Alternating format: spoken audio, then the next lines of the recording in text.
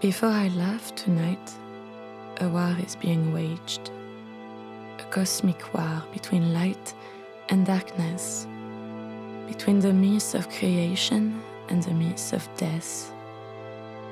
The darkness of the heavens is bursting with stars. They rise and fall, and the darkness falling back will burst apart again. Before I laugh tonight, a world is being built, a world of symbols, of dream coming to shape our lives. And I see them taken and born into me and born out again, and carried into the night, a long and far night.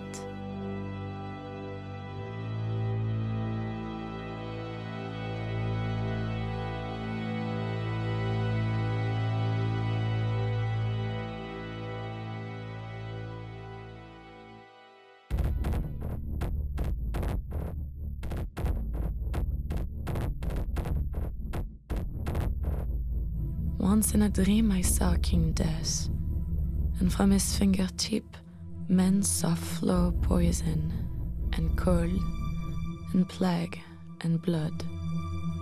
Myriads of dead forms of every shape fell by his finger on the ground.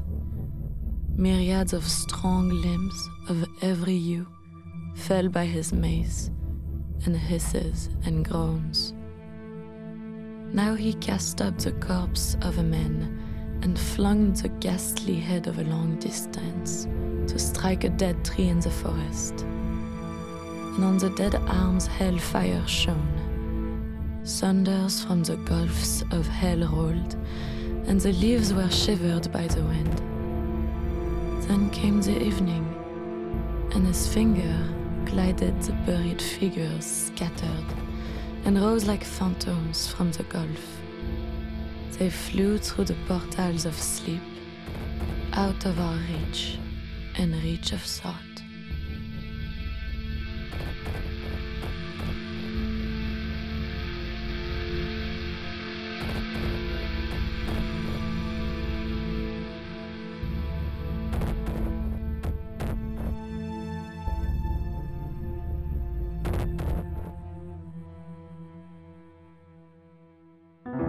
I have known a strange death, a mere end of breath, and swift flocks of white birds swarming down on little crops, unaware. I have known a deadly wound, an end of all, and fresh disillusionment in the strange, unseeing eyes of God, a God who slumbers in the darkness and will be watching and waiting there till the final moment of all things, when he looks down on his children and grants them final rest. There is no surprise in death, no surprise in darkness, only a vague sense of distance. I have known a swift death that ends all effort, all desire, and wakes with a beginning in the heart, and leaves no memory. No name, I know all this, but my heart breaks in tears. I fear God, outreaching his hand, but nowhere present. As if it lost somehow the way, and the fear is a strange terror of the unknown time, when the unknown God, outreaching his hand, is a wonder and a shadow of the God who always lives and never dies.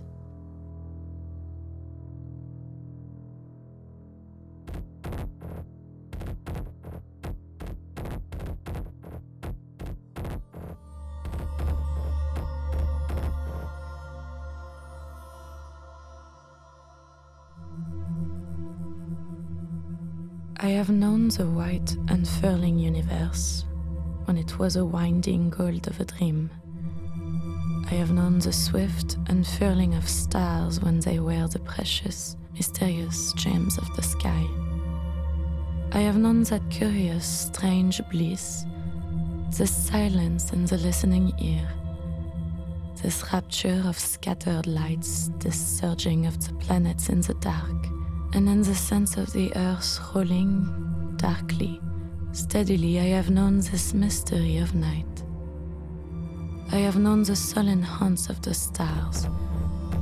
I have known the face of the unmoving night that have swept like a shadow around me.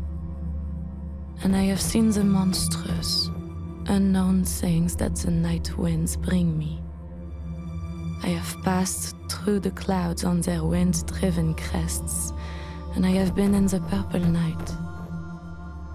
The unthinkable, the unspeakable, the strange beauty of our world, the strange disaster of our world.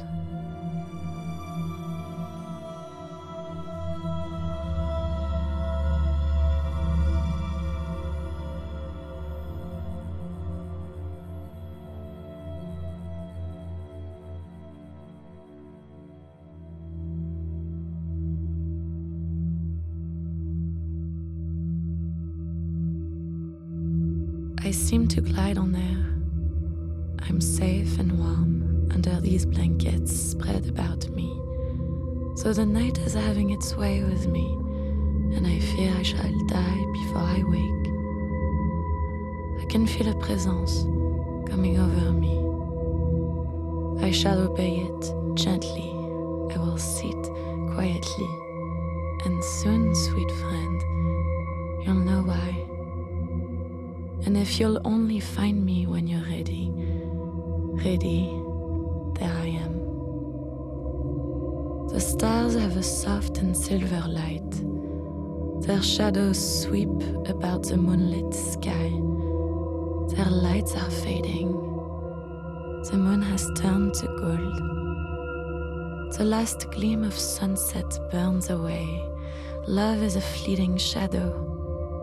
Death is a garment of the sun. If we gaze upon each other, undiscarded, forever, like figures on some mountainside that wither, molder, hide, and refuse, if they meet, we part with laughter. And if we part with tears, we part with love.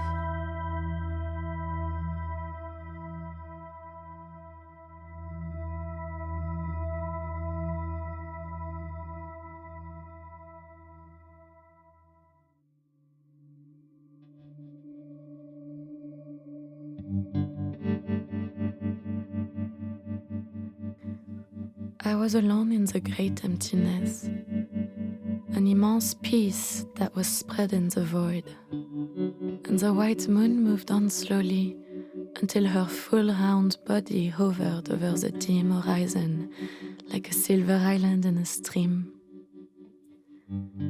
Then was I alone with my own soul, with no one else to impose silence or tell me mine own name. For I had known, in that solitude, my soul's deep loneliness. And then I was silent and alone with my soul. And the moon went down, and the silent sky was disturbed only by the pale stars gleaming in the outer darkness. Only the dim eastern mountains spanned the blue of that still hour, and I was alone with my soul. In the infinite silence of the world of the dead. The world lay in the unquiet grave, and the foolishness were but ruins, and only the memory of things that should hold. In the cold, still hour, in the desolate night, I was but a soul in a body that crumbles and lay with the stars in the dust.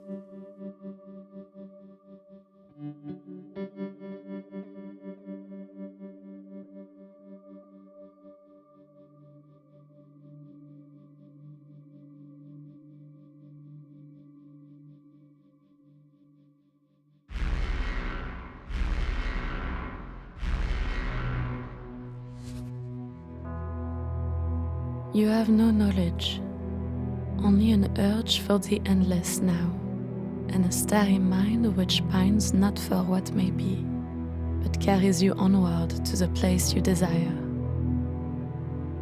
This is the end. The garland of the sun is wrapped about her loose hair. Her body is smiling, her feet are weaving the dance of the seasons. You must be still, and I say, he will be here soon. Let him come. The breath of the night is soft. I have known all these things, but now I am nothing. Let us be still.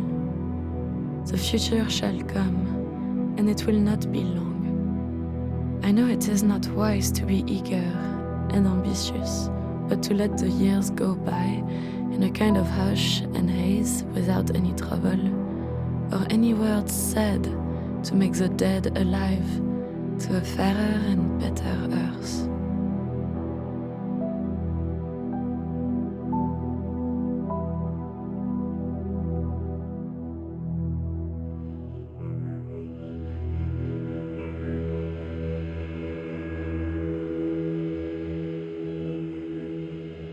The dark of earth is deep as the grave where dead stars sleep in the dome of the sky. And I have walked in darkness for hour on hour, and I have felt the dark grow colder, and I have known how dear my life is to me, and how far from joy and rest. I have held love and beauty and truth at bay, and shown the metal and venom where they lay. I have known the questing eye of the snake. I have known the sleep of the scorpion's stinger, and I have stood where the tide runs red. I have traversed the years in the race of the world, and I have come, at last, to the final scene, where I may compare my stature with the dust that settles. There is no motion, but is gently measured. No word spoken, no thought conceived. And I was one of the mysterious. For the night within the soul is ever dark, and its light is a shape from the mind's interior.